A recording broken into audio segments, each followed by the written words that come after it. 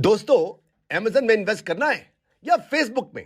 Amazon और Facebook ही क्यों, Google, Apple, Microsoft, Netflix जैसी किसी भी कंपनी में इन्वेस्ट करना चाहते हो क्या?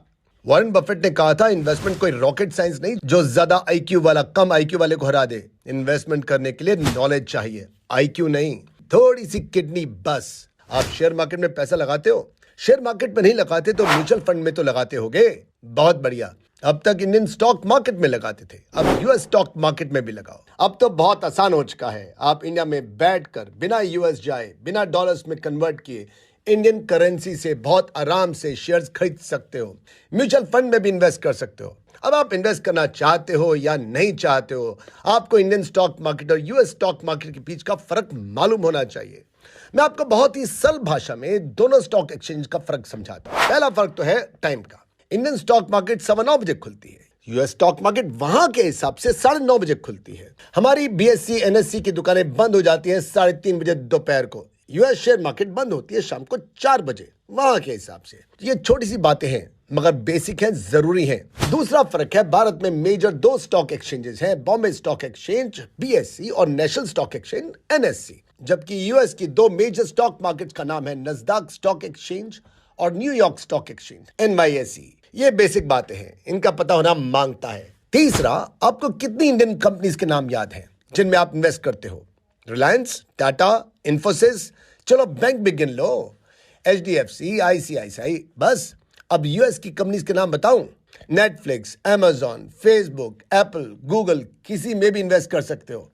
और तो और, अगर जर्मनी, चाइना, जापान, दुबई जैसे बहुत सारे देशों की कंपनीज में पैसा लगाना चाहते हो तो यूएस स्टॉक मार्केट में लगाओ, क्योंकि बीएससी में सिर्फ इंडियन कंपनीज लिस्टेड हैं, लेकिन नस्दाक में यूएस के साथ साथ यूएस के बाहर की भी ढेरों कंपनीज लिस्टेड हैं। ये बहुत बड़ा फर्क है इंडिया और यूएस की मार्केट्स में। चौथा डिफरेंस है, एमआरएफ का एक शेयर खरीदना है पूरे 66,000 रुपए का पड़ेगा। आपके पास इतने पैसे नहीं है, लेकिन खरीदना चाहते हो, नहीं खरीद सकते, कुछ नहीं कर सकते, पूरे का पूरा ही खरीदना पड़ेगा। लेकिन क्या आप जानते हो नस्दाक पर सबसे महंगा शेयर कौन सा है?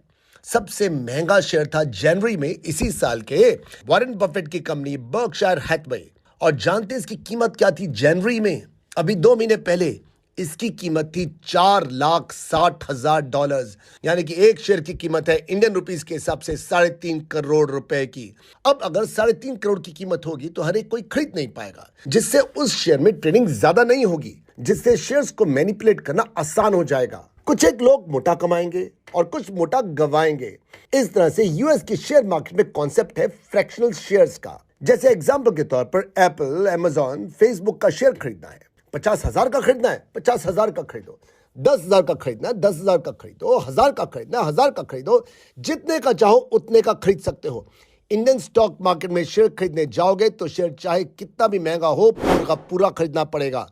तो जैसा आपको बताया, यूएस स्टॉक मार्केट में कोई शेयर खरीदोगे तो शेयर कितना भी महंगा हो, शेयर का छोटू सा हिस्सा भी खरीद सकते हो। इसे कहते हैं फ्रैक्शनल शेयर्स, जिसका फायदा आपको मिलता है यूएस स्टॉक मार्केट में, इंडियन स्टॉक मार्केट में नहीं। पांचवा फर्क है, रिलायंस का शेयर खरीदना है, खरीद लो। 2,000 रुपए का एक खरीदोगे तो अगर उस शेयर की कीमत नहीं बढ़ी तो 10 साल बाद भी 2,000 में ही मिलेगा।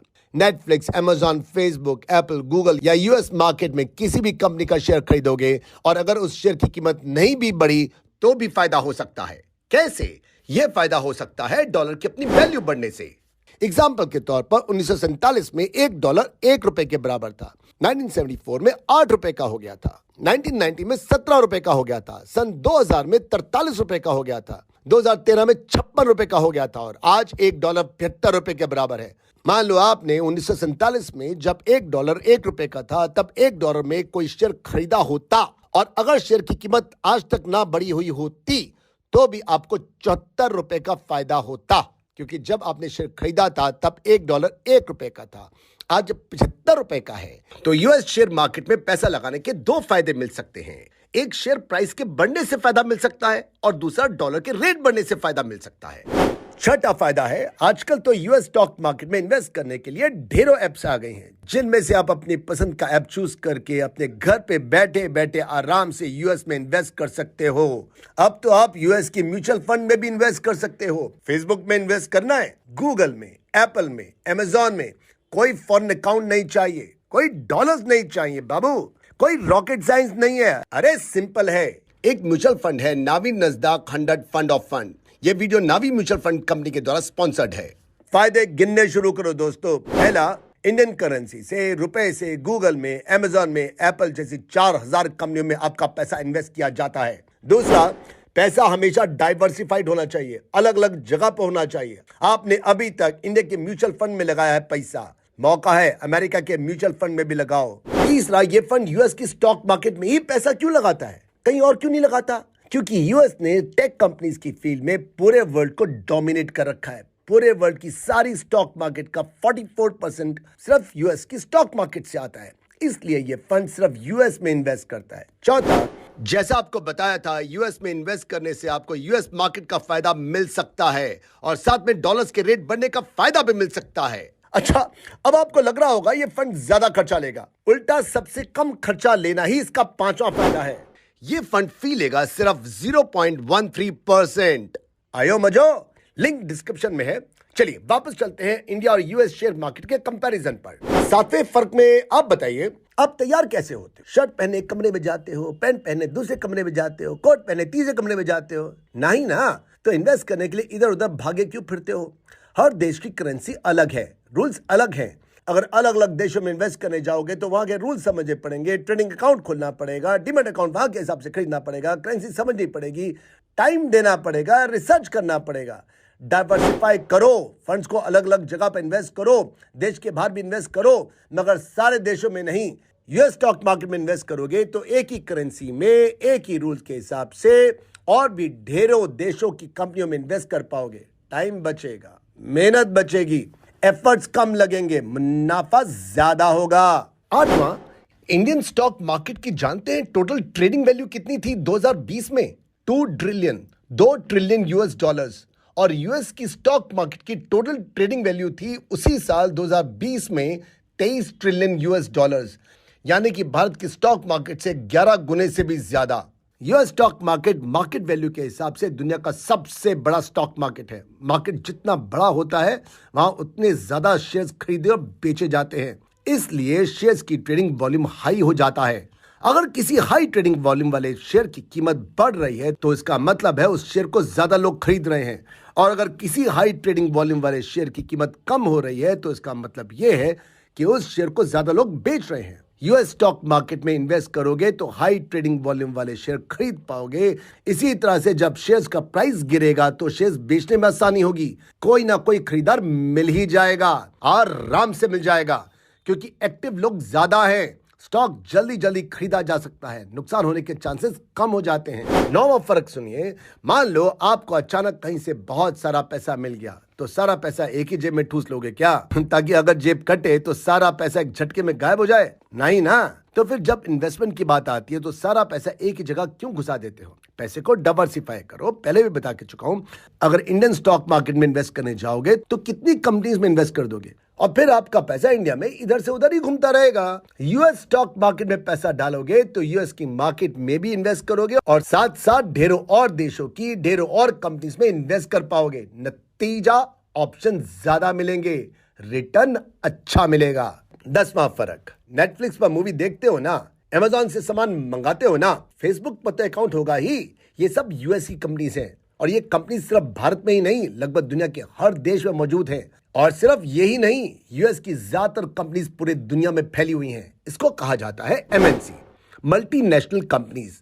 दुनिया के सब देशों में सबसे ज्यादा एमएनसीज अमेरिका से हैं। इसलिए जब पूरी दुनिया की इकोनॉमी बढ़ती है, ग्लोबल इकोनॉमी ग्रोथ होती है, तो यूएस की कंपनीज के शेयर्स की प्राइस और ज्यादा बढ़ती है, जिससे निवेशकों को और ज्यादा और खासा मुनाफा होता है। सुनते जाइए भाई साहब, सुनते जाइए। 11वां फर्क सुनिए आप, यूएस स्टॉक मार्केट कितना सिक्योर है ये इस बात से पता चल जाता है कि यूएस में लगभग 55% लोग शेयर मार्केट में डायरेक्टली या इनडायरेक्टली इन्वेस्ट करते हैं। मतलब यूएस की आधे से ज्यादा पॉपुलेशन शेयर मार्केट में किसी ना किसी रूप से, परोक्ष या अपरोक्ष रूप से जुड़ी हुई है, कुछ ना कुछ इन्वेस्टमेंट जरूर करती है। और वहीं पर इंडिया में ऐसे इन्वेस्टमेंट करने वालों की संख्या सिर्फ 9% है।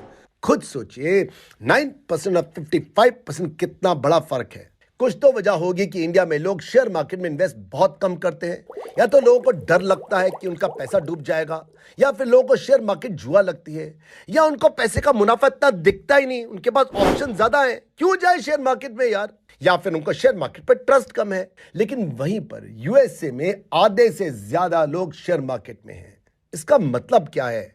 उनको मार्केट पे ज्यादा विश्वास है, उनको रिटर्न ज्यादा मिलती है ना। वे समझते हैं, इन्वेस्टमेंट भी करते हैं और इसलिए ज्यादा अच्छा खासा रिटर्न भी कमाते हैं। और फिर देखिए, ये लोग औरों को बताते हैं और लोग और लोगों को बताते हैं, और यही बात डोमिनोज इफेक्ट डालती है।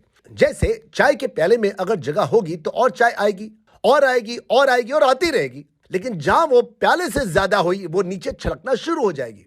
बिल्कुल वैसे ही भारत में चाय की प्याली शायद छोटी है, यहां थोड़ी सी भी चाय डालो और चाय का प्याला छलक जाता है। नहीं तो लोग क्या बेवकूफ है जो इन्वेस्ट नहीं करते, जो इंडियन मार्केट में नहीं जाते? क्या हम इंडियंस रोटी को चोची बोलते हैं? स्टूपिड है क्या हम इंडियंस? इकोनॉमिक्स के स्टूडेंट्स इसको अच्छी तरह से समझते हैं। नीचे कमेंट सेक्शन बताइए इकोनॉमिक्स में इसको क्या कहते हैं। जहां स्टॉक मार्केट में इतने सारे फायदे हैं, वहां नुकसान भी हैं। पहला, स्टॉक मार्केट में शेयर की वैल्यू कम और ज्यादा होती रहती है। आसानी से अंदाजा नहीं लगाया जा सकता कि कब शेयर की कीमत बढ़ेगी और कब कम होगी, और इस उतार चढ़ाव की वजह से इन्वेस्टमेंट करने वालों को कभी कभी भारी नुकसान भी उठाना पड़ता है। ध्यान में रख के चलना। दूसरा, किसी कंपनी के शेयर्स खरीदकर आप उस कंपनी के अनऑफिशियल पार्टनर तो बन जाते हो, लेकिन आपके पास ये हक नहीं होता कि आप उस कंपनी से कोई भी निजी जानकारी मांग सको, और इसलिए बहुत बार आपको पता ही नहीं चलता कि कंपनी एक्चुअल में दरअसल नुकसान की तरफ जा रही है या फायदे की तरफ, और इस वजह से हो सकता है कि आपको अंततः नुकसान उठाना पड़े। तीसरा, ज्यादातर लोग इन्वेस्टमेंट को बच्चों का खेल समझते हैं और सोचते हैं कि किसी भी कंपनी में पैसा लगा दो और लो हो गया इन्वेस्टमेंट, और इसीलिए भारी नुकसान भी उठाते हैं। और यही लोग नुकसान होने के बाद कहते हैं स्टॉक मार्केट में पैसा नहीं लगाना चाहिए, स्टॉक मार्केट तो एक तरह का जुआ है, वगैरह वगैरह। बिना सोचे समझे, बिना जानकारी के कभी इन्वेस्ट मत करो। स्टॉक मार्केट ही क्या, कहीं पर भी मत करो। जब अच्छा खासा एक्सपेंस हो जाए तभी शेयर मार्केट में उतरना, तब तक अपना पैसा म्यूचुअल फंड में लगाओ। यहां पर आपके म्यूचुअल फंड मैनेजर्स जो कि एक्सपर्ट होते हैं, घिसे हुए होते हैं इस धंधे के अंदर, ये ज्यादा अच्छा इन्वेस्ट करके आपको ज्यादा अच्छी रिटर्न दे सकते हैं। इसीलिए आपको सजेस्ट करता हूं नावी नस्दाक 100 फंड ऑफ फंड में इन्वेस्ट करने को।